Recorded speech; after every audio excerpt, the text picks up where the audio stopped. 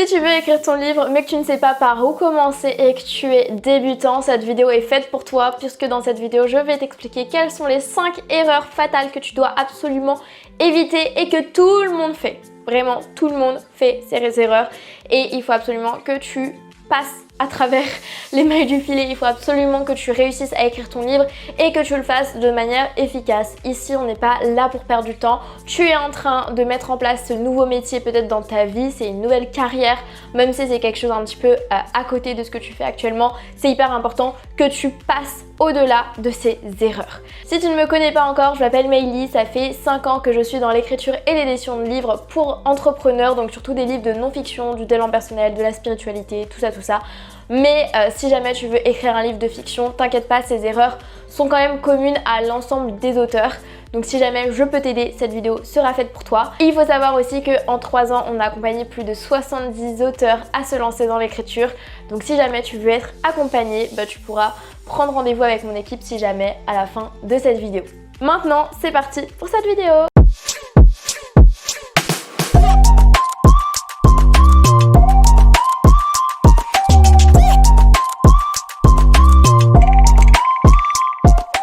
La première erreur que l'ensemble des auteurs font, c'est d'écrire sans objectif. Si tu ne sais pas où tu vas, si tu ne sais pas pourquoi est-ce que tu vas écrire ce livre, il n'y a aucune raison que ce livre va marcher, que ce livre va être présent dans quelques mois, que ce livre sera dans tes mains d'ici la fin de l'année. Il faut que tu aies un objectif clair et que ce soit pas juste un loisir. Du style, je vais écrire par-ci, je vais écrire par-là. Non, il faut que tu saches exactement pourquoi est-ce que tu veux écrire ton livre et que tu puisses te lancer. Donc pour te donner un ordre d'idée, déjà il faut que tu aies un objectif en termes de plan, de nombre de pages, de mots, etc. Donc la première chose que tu vas faire quand tu vas écrire ton livre, c'est hyper important d'avoir ton plan, de savoir où est-ce que tu vas, de te renseigner sur le nombre de mots d'un livre, le nombre de pages. En général, pour un livre de non-fiction, on est entre 30 000 et 50 000 mots. Pour de la fiction, on est plutôt au-dessus, on est entre 70 000 à 100, 110 000 mots. Et plus, ça peut aller plus. Il y a des nouvelles, les nouvelles c'est entre 20 et 30 000 mots, les livres pour enfants c'est entre 0 et 1000 mots, enfin vraiment ça dépend des genres, donc je t'invite à te renseigner à ce sujet. D'ailleurs si justement tu bugs et tu ne sais pas par où commencer, je t'invite à commander mon livre, Le pouvoir d'un livre, il est dans la description et dedans tu as justement tous les codes qu'il te faut pour te lancer dans l'écriture de ton livre. J'ai même créé à l'intérieur un petit plan qui te permet de savoir vraiment par quelle étape tu peux passer pour pouvoir devenir auteur. Hop, je te montre. Tu as la méthode auteur-leader avec les cases à cocher, tu as tout dedans. Donc voilà, si tu as besoin d'aide à ce sujet. Donc déjà de savoir quel objectif est-ce que tu as. Donc imaginons que tu as un livre de 50 000 mots à écrire et que tu es, 5 heures par semaine pour écrire. En général, moi je te recommande entre 3 et 5 heures par semaine déjà pour te lancer et bien écrire. Il faut que tu le planifies dans ton agenda. Et bien, si tu as un livre de 50 000 mots, tu peux t'attendre chaque semaine à écrire entre 3 000 et 5 000 mots. En général, on se dit 1000 mots par heure. Ça, c'est un bon rythme quand même. Donc moi, je peux te dire entre 3 et 4 000 mots, ça peut le faire.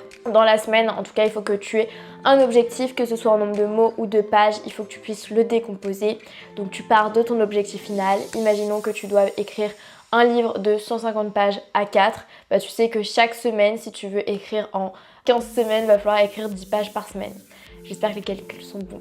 Mais voilà, tu sais à peu près comment avancer. Il faut vraiment que tu aies cet objectif-là de le sortir, de finir l'écriture à tel moment, donc l'écriture du premier jet ou du dernier jet, et que tu décomposes ton objectif.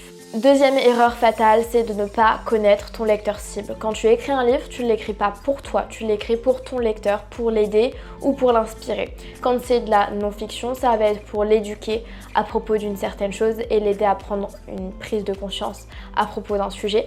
Si c'est de la fiction, ça va être un transfert d'émotions, ça va être lui faire vivre une aventure, un rêve avec toi.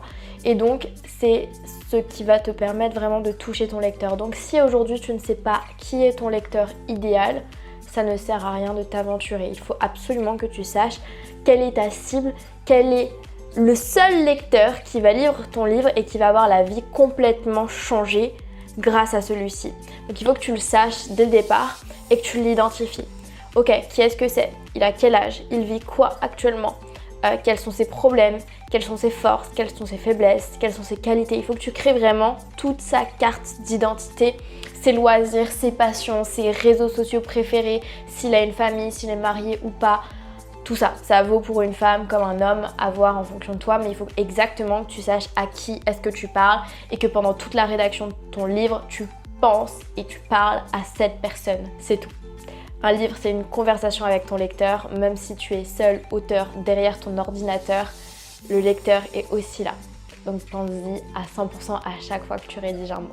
Troisième erreur, ne pas faire de plan. Si tu ne fais pas de plan pour écrire ton livre, comment veux-tu avancer? Il faut que tu saches exactement où est-ce que tu vas aller dans l'écriture. Donc il faut que tu saches où est-ce que tu vas dans ce livre, dans cette trame. Il te faut un plan, que ce soit de la fiction ou de la non-fiction, il faut que tu saches par quelle étape tu vas passer. Si c'est de la non-fiction, savoir quelle transformation tu vas apporter et par quelles étapes tu vas devoir passer. Donc tu listes tout, tu listes tes chapitres, tes parties, tes piliers. Si c'est en fiction, il faut que tu connaisses l'intrigue, quels sont les événements du début, quand est-ce que les personnages vont se rencontrer, quand est-ce qu'il va y avoir un événement déclencheur, quand est-ce qu'il va y avoir un plot twist, donc un basculement dans l'histoire, quand est-ce qu'on va arriver à la fin, à l'issue de ton livre. Il faut que tu saches vraiment où est-ce que tu te situes pour les deux livres. D'ailleurs, si tu as besoin d'aide pour ton plan de livre, on peut le faire ensemble et si jamais tu veux être accompagné, je t'invite à prendre un appel avec moi ou un membre de mon équipe dans la description. On sera là pour analyser ton projet et on verra exactement comment est-ce qu'on peut faire un plan clair avec toi de ton livre dès qu'on démarrera ensemble pour pouvoir t'aider du début à la fin dans l'écriture de ton livre. Et donc voilà, faire un plan, c'est la base des bases. Si tu n'as pas ce plan-là, je te déconseille de démarrer la rédaction parce que tu vas vite t'éparpiller. Quatrième erreur, c'est de vouloir écrire un chef-d'œuvre du premier coup. Tu peux pas te dire que ton livre va être parfait, tu peux pas te dire qu'il va y avoir la virgule placée au bon endroit, que le mot est bien choisi ou pas bien choisi. Non. En fait, ce qui est le plus pertinent dans l'écriture de ton livre, c'est déjà d'écrire. Tu as besoin d'écrire, écrire, écrire. Les 50 000 mots, les 60 000 mots, les 100 000 mots ne vont pas sortir tout seuls. Il faut que tu les écrives.